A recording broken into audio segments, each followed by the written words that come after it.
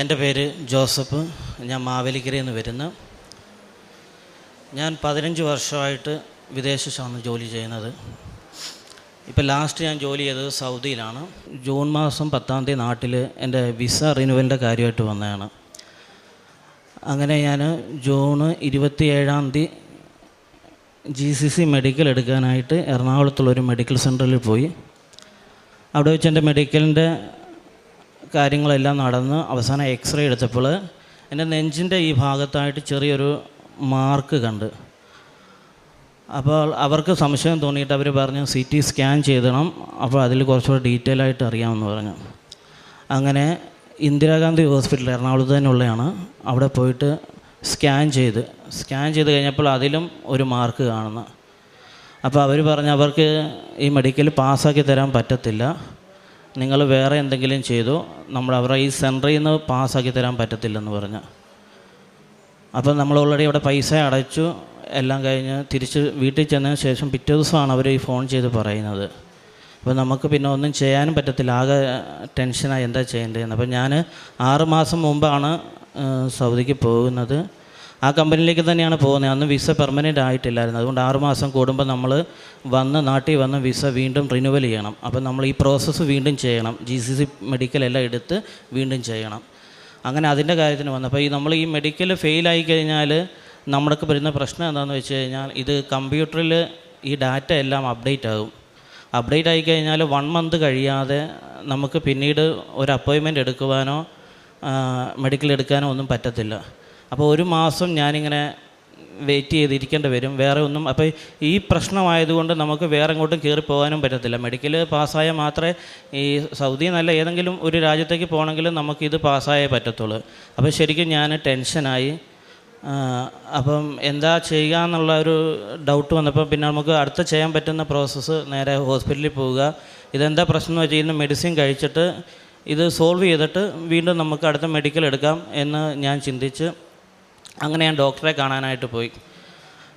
ഡോക്ടറെ കണ്ടു. അപ്പോൾ ഡോക്ടർ എന്നോട് ചോദിച്ചു, ഇങ്ങനെ അസുഖങ്ങളൊക്കെ വന്നിട്ടുണ്ടോ, കൊറോണ വന്നിട്ടുണ്ടോ എന്നൊക്കെ ചോദിച്ചു. അപ്പോൾ ഞാൻ അങ്ങനെ ഒന്നും വന്ന എനിക്കൊരു ഓർമ്മയില്ല, ഒരു അറിവുമില്ല. അപ്പോൾ ഞാൻ പറഞ്ഞു അതൊന്നും ഇല്ല, വന്നിട്ടില്ല എന്ന് പറഞ്ഞു. അതുപോലെ ഈ 6 മാസം മുമ്പ് ഞാൻ മെഡിക്കൽ എടുത്ത് പോയതാണ്.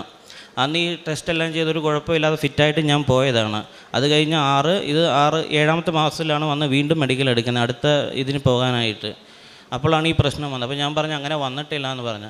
അപ്പോൾ അവർ ഈ CT സ്കാൻ ചെയ്ത് അതെല്ലാം നോക്കിയിട്ട് അവർ പറഞ്ഞു ഇത് നമ്മുടെ സ്കിന്നിലൊക്കെ വരുന്ന ഒരു മുറിവ് പോലെ, ആ മുറിവ് കരിഞ്ഞു കഴിഞ്ഞിട്ട് അതിൻ്റെ പാടുണ്ട്, ആ പാട് നമ്മുടെ സ്കിന്നിന് പോകത്തില്ല. അതുപോലെ തന്നെ ഇതിനകത്തൊരു എന്തോ മുൻപ് പോയ അസുഖത്തിൻ്റെ എന്തോ ഒരു പാടാണ്. അപ്പോൾ ഞാൻ അവരൊക്കെ പറഞ്ഞു ഇതുപോലെ ഞാൻ 6 മാസം മുമ്പ് ഇതൊക്കെ എടുത്ത് പോയതാണ്, അന്ന് പ്രശ്നമൊന്നും ഉണ്ടായില്ല എന്ന് പറഞ്ഞപ്പോൾ അവർ പറഞ്ഞു അത് കഴിഞ്ഞ് വന്നതാവാം എന്നൊക്കെ പറഞ്ഞു. അപ്പോൾ നമ്മൾ ആ ഡോക്ടറോടൊക്കെ ചോദിച്ചപ്പോൾ ഡോക്ടർ പറഞ്ഞു ഇതിന് പ്രത്യേകിച്ച് മെഡിസിൻ ഒന്നുമില്ല, കാരണം ഇത് മെഡിസിൻ കഴിച്ച് പോകത്തില്ല, ഇത് വേറെ ഓപ്പറേഷനൊക്കെ ചെയ്ത് കഴിഞ്ഞാലേ പോകത്തുള്ളൂ. പക്ഷേ ഓപ്പറേഷൻ ചെയ്ത് കഴിഞ്ഞാൽ പിന്നീട് അത് വലിയ പ്രശ്നങ്ങളൊക്കെ ആകും, പിന്നെ അത് എന്തുകൊണ്ട് ചെയ്തു അങ്ങനെ ഇങ്ങനെയൊക്കെ ചോദ്യം വരും. അല്ലെങ്കിൽ ഓപ്പറേഷൻ ചെയ്യാനുള്ള പ്ലാനൊന്നും എനിക്കും ഇല്ലായിരുന്നു. അപ്പോൾ അത് അവിടെ നിന്ന് ഒരു പോസിറ്റീവായിട്ടുള്ള ഒരു ഇത് കേൾക്കാഞ്ഞതുകൊണ്ട് ഞാൻ അവിടുന്ന് വീണ്ടും വേറൊരു ഹോസ്പിറ്റലിൽ പോയിട്ട് ഒരു ഡോക്ടറെ കണ്ട്. ആ ഡോക്ടറെ ഇതേ സെയിം സംഭവം പറഞ്ഞു, അതായത് ഈ മെഡിസിൻ കഴിച്ചിട്ട് ഇത് പോകാൻ പറ്റത്തില്ല, അപ്പം നീ വേറെ എന്തെങ്കിലും ഓപ്ഷൻ ഉണ്ടെങ്കിൽ അത് എന്ന് പറഞ്ഞു. അപ്പോൾ ശരിക്കും മാനസികമായിട്ട് വിഷമമായി, നമുക്ക് പറയാൻ പറ്റത്തില്ല. കാരണം എന്താണെന്ന് വെച്ചാൽ ഗൾഫിലായിരുന്നു എന്ന് പറഞ്ഞാൽ നമ്മളിപ്പം നാട്ടിൽ വന്നിട്ട് സെറ്റിലായി അങ്ങനെ നിർത്തി വന്ന് ഇവിടെ സെറ്റിലാകാമെന്നുള്ളൊരു പ്ലാനിങ് വന്നതല്ല. അപ്പം നമുക്ക് സ്വാഭാവികമായിട്ട് തിരിച്ചു പോകണം, ആ ഒരു ടെൻഷനും കാര്യങ്ങളും ഒക്കെ ആയി. അപ്പം ആ ഡോക്ടറും അങ്ങനെ പറഞ്ഞു. വീണ്ടും ഞാൻ 3ാമത് വേറൊരു ഡോക്ടറെ എടുക്കുക ചെന്ന്, അജോയ് എന്ന് പറയുന്നത് മാവേലിക്കരയിൽ തന്നെ, വെള്ളിയാഴ്ച ഒരു ദിവസം പുള്ളി വരുത്തുള്ളൂ. ആ ഡോക്ടറെയൊക്കെ ചെന്ന് കണ്ട്. പുള്ളി ഒരു ദൈവാനുഗ്രഹമുള്ള ഡോക്ടറായിരുന്നു. പുള്ളി പറഞ്ഞു ഇവർ പറഞ്ഞ പോലെയൊക്കെ തന്നെയാണ് സംഭവം, ഇത് നിനക്ക് മെഡിസിൻ കഴിച്ച് മാറ്റാൻ പറ്റത്തില്ല, പക്ഷെ നീ ടെൻഷനാകാണ്ട, ദൈവം ഇത് നിനക്ക് വിധിച്ചു വെച്ചേക്കുന്ന ജോലിയാണെങ്കിൽ നീ പോയിരിക്കുമെന്ന് പറഞ്ഞു. അപ്പം ഞാൻ കൃപാസനത്തിൽ പല പ്രാവശ്യം വന്നിട്ടുണ്ട്. പലയിടത്ത് ജോലിക്ക് വന്ന സമയത്തൊക്കെ പല പ്രോസസ്സ് പേപ്പറും കാര്യങ്ങളൊക്കെ ആയിട്ട് വന്നിട്ടുണ്ട്. ഇവിടെ വെച്ച് ഇതുപോലെ നിങ്ങളിരിക്കുന്ന പോലെ ഈ പള്ളിയിലിരുന്നും ഇവിടെ പ്രാർത്ഥിച്ചും ഒക്കെ ഞാൻ പോകാറുണ്ട്. അപ്പോൾ എൻ്റെ പല കാര്യങ്ങളും നടന്നിട്ടുമുണ്ട്. അപ്പോൾ ആ രീതിയിൽ ഞാൻ പോയിക്കൊണ്ടിരിക്കുകയാണ്. അപ്പോൾ ഉടമ്പടി എടുക്കുന്ന ഈ സാക്ഷ്യം പറയുന്നതൊക്കെ ഞാൻ കേൾക്കാറുണ്ട്. എല്ലാം കേൾക്കും, അന്നേരം ചിന്തിക്കും അങ്ങനെ. അപ്പോൾ അതുവരെ ഉടമ്പടി എടുക്കുന്നതിനെ പറ്റി ചിന്തിക്കുകയോ ഒന്നും ചെയ്തിട്ടില്ല. ഇപ്പം നമ്മൾ ഈ പലരും ഇരിക്കുന്ന പോലെ ഞാനും വന്നിരുന്ന് ഇങ്ങനെ കേട്ടുപോയൊരു വ്യക്തിയാണ്. അപ്പോൾ ഡോക്ടർ അങ്ങനെ ഒരു കാര്യം പറഞ്ഞപ്പോൾ സ്വാഭാവികം എൻ്റെ മനസ്സിലൊരു ചെറിയൊരു ഇത് വന്നു, പോസിറ്റീവായിട്ടുള്ളൊരു സംഭവം വന്നു. കാരണം മെഡിക്കൽ പാസ്സാകാതെ എനിക്ക് വേറെ ഒന്നും ചെയ്യാൻ പറ്റത്തില്ല. ഞാൻ കേരളത്തിൽ ജോലി ചെയ്തിട്ടില്ല. ഞാൻ ഈ ആ ഒരു എൻ്റെ പ്രായം തൊട്ട് ആ ഒരു യുവ പ്രായം തൊട്ട് ഞാൻ വിദേശത്താണ് ജോലി ചെയ്തേക്കുന്നത്. അപ്പോൾ എനിക്ക് അവിടെ എൻ്റെ ജോലി എനിക്ക് അതേ അറിയത്തുള്ളൂ, എനിക്ക് അവിടെ പോവുകയും വേണം. അപ്പോൾ ഞാൻ ഇവിടെ വന്ന് കഴിഞ്ഞ ജൂലൈ 16-ാം തീയതി വന്ന് ഉടമ്പടി എടുക്കാനായിട്ട് ക്ലാസ്സിന് കയറിയ സമയത്ത് എന്നെ ബോംബെ ഒരു ഏജൻസി നിന്നാണ് കോൺടാക്റ്റ് ചെയ്യുന്നത്. ഞാൻ ഉടമ്പടി എടുത്ത് ക്ലാസ്സിന് ഇരുന്ന സമയത്ത് എനിക്ക് ഫോൺ വന്നു. അപ്പോൾ എനിക്ക് ഉടമ്പടി ക്ലാസ്സിലായതുകൊണ്ട് ഞാൻ ഫോൺ എടുത്തില്ല. തിരിച്ച് ഞാൻ ഉടമ്പടി ക്ലാസ് കഴിഞ്ഞിട്ട് ഇങ്ങോട്ട് പ്രദക്ഷിണം വരുന്നതിന് മുമ്പ് അവിടെ ചെന്ന്, അപ്പോൾ അവിടെ നല്ല ആളായതുകൊണ്ട് ഞാൻ എൻ്റെ വൈഫിനെ കൂട്ടിക്ക് നമുക്ക് ഫുഡ് കഴിക്കാമെന്ന് പറഞ്ഞ് പുറത്തേക്ക് പോയി. അങ്ങനെ പുറത്ത് പോയ സമയത്ത് ഞാൻ ആ ഏജൻസിക്ക് ഫോൺ ചെയ്തപ്പോൾ അവരെന്നോട് പറഞ്ഞു, നീ ആദ്യം മെഡിക്കൽ അൺഫിറ്റ് ആയത് കമ്പനി റിപ്പോർട്ട് ആയിട്ടില്ല, അവർ അത് അപ്ഡേറ്റ് ചെയ്തിട്ടില്ല, അത് പെൻഡിങ്, നീ വന്നിട്ടില്ല എന്ന രീതിയിൽ പെൻഡിങ് ആയിട്ട് ഇട്ടേക്കുകയാണ്. അതുകൊണ്ട് നമുക്ക് പുതിയ മെഡിക്കലിന് അപ്പോയിൻമെൻറ്റ് എടുക്കാൻ പറ്റും, പക്ഷേ ഒരു 1 മന്ത് കഴിയണമെന്ന് പറഞ്ഞ്. അത് ഞാൻ ഉടമ്പടിക്ക് വന്ന് ക്ലാസ് അസെൻറ്റ് ചെയ്യുന്ന സമയത്ത് എനിക്ക് വന്ന കോളാണ്. അപ്പം തന്നെ മനസ്സിലൊരു പുതിയൊരു വെളിച്ചം വന്ന്, ഒരു ഇതൊക്കെ വന്ന് അങ്ങനെയാണ് ഫുഡ് കഴിച്ച് തിരിച്ചിവിടെ വന്ന് ഉടമ്പടി എടുത്ത് തിരിച്ചു പോയി. അങ്ങനെ 27-ാം തീയതി ആയപ്പോഴത്തേക്കിന് എൻ്റെ 1 മന്ത് കഴിഞ്ഞ് അടുത്ത അപ്പോയിൻമെൻറ്റ് എടുക്കുന്ന സമയമായി. ഞാൻ ബോംബെയിൽ വിളിച്ച് അപ്പോയിൻമെൻറ്റ് എടുത്ത് അവർ തന്നു.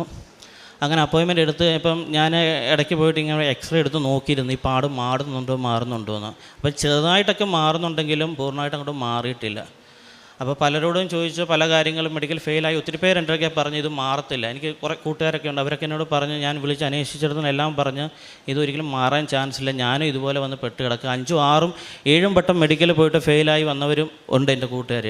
അവരുമൊക്കെ പറഞ്ഞു ഇതൊരിക്കലും നടക്കുകയല്ല, നമ്മളെ ഇവന്മാർ പൈസ വാങ്ങിക്കാനായിട്ടിട്ട് കളിപ്പിക്കുകയാണ്, അത് നടക്കുകയില്ല എന്ന് പറഞ്ഞു. ഞാനപ്പോൾ അവരോടൊക്കെ പറഞ്ഞ് നിങ്ങൾ പോയിട്ട് പ്രാർത്ഥിക്കുക എന്നൊക്കെ പറഞ്ഞ് അതിനായിട്ട് പ്രാർത്ഥിക്കുക. അപ്പോൾ അതുവരെ എനിക്ക് പ്രാർത്ഥിച്ച ഇത് മെഡിക്കൽ ഫെയിലായ എല്ലാവർക്കും വേണ്ടി പ്രാർത്ഥിക്കാൻ തുടങ്ങി.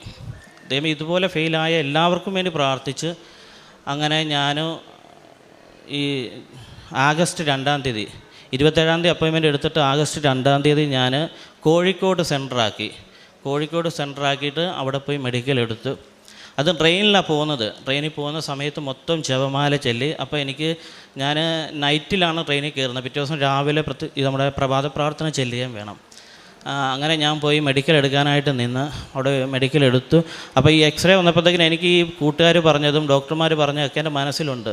ഇത് കാരണം ഇതൊരിക്കലും അതങ്ങനെ ഒരു പാടാണ്, മാറത്തില്ല എന്ന് പറഞ്ഞതുകൊണ്ട് എനിക്ക് നല്ല ടെൻഷൻ ഉണ്ടായിരുന്നു. അപ്പോൾ എൻ്റെ ഈ ഒരു കയ്യിൽ ഷർട്ട് ഊരാൻ പറഞ്ഞ സമയത്ത് തന്നെ ഞാൻ ഈ ജപമാല എടുത്ത് ഈ ഇടത്തെ കയ്യിലും വെച്ച് വലത്തെ കയ്യിൽ നമ്മുടെ ഇവിടുന്ന് തന്ന നമ്മുടെ കാശുരൂപം എടുത്ത് പിടിച്ച്, അതുപോലെ തന്നെ ഞാൻ മെഡിക്കൽ എടുക്കുന്നതിന് തൊട്ട് മുമ്പായിട്ട് ഷർട്ട് ഊരുന്നതിന് മുമ്പ് ഞാൻ ടോയ്ലറ്റിൽ പോയിട്ട് അവിടെ വെച്ചിട്ട് ഞാൻ ഷർട്ട് ഊരിയിട്ട് നമ്മുടെ തൈലം എടുത്ത് നെഞ്ചത്ത് ഈ പാട് വന്നെടുത്ത് പുരട്ടി.